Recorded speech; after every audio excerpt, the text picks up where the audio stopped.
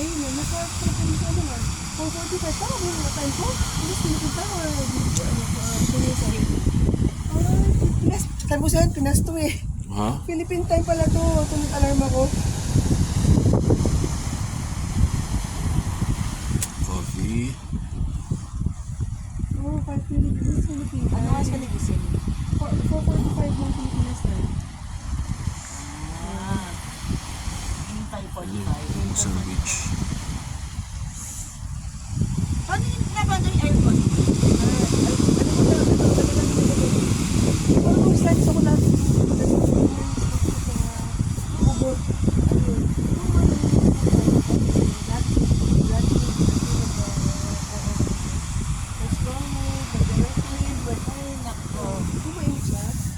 Oo, walang aircon. Ito, pander yan.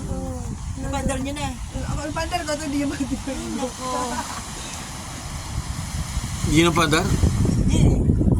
Nakakilip